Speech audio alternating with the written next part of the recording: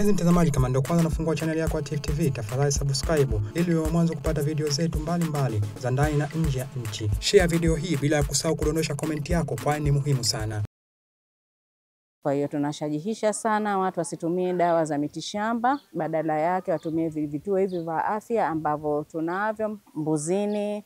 Kuna district hospital hizo, kuna Kivunge district hospital ambao pia wataalamu wetu wapo, Ijitimai, Kidonge Chekundu, Mpendae na Mnazi Mmoja ambayo tunatumia kama ni referral, ambao tuna madaktari wa kutosha, madaktari bingwa wa kutosha wa macho. Tumeamua kuwasogezea huduma hizi za afya karibu wananchi ili ziwafikie karibu waweze kunufaika, na vile kuna miwani hii ya free, dawa free.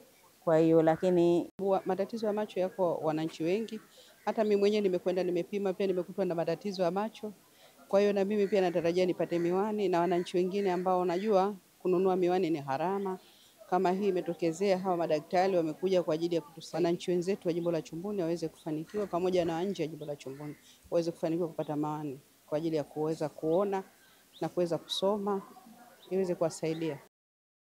Kwa kweli hili zoezi limepata mwitikio mkubwa sana, kwa sababu hili zoezi tumewaalika watu wetu wa shehia 6.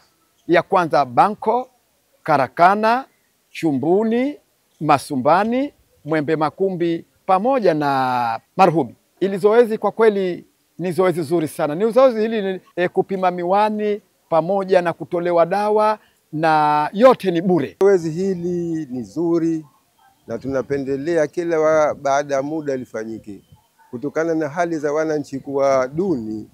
Kwa hivyo hili linasaidia sana, kwa sababu leo ukienda hospitali nyingine itabidi utakiwe fedha, na fedha yenyewe haipo. Kwa hivyo hili zoezi ni zuri kabisa. Na hamasisha kina mama wenzangu na wadogo zangu na walokuwa wazee pia waje kwenye huduma ya macho, kwa sababu tukija kwenye huduma ya macho tunapata kuona vizuri. Tifu TV inakupatia video mbalimbali kutoka ndani na nje ya nchi. Tafadhali endelea kutufuatilia kupitia channel yetu ya Tifu TV, YouTube, Facebook, Twitter na Instagram. Bila kusahau kudondosha comment yako, kwani ni muhimu sana. Tifu TV tupo kijamii zaidi.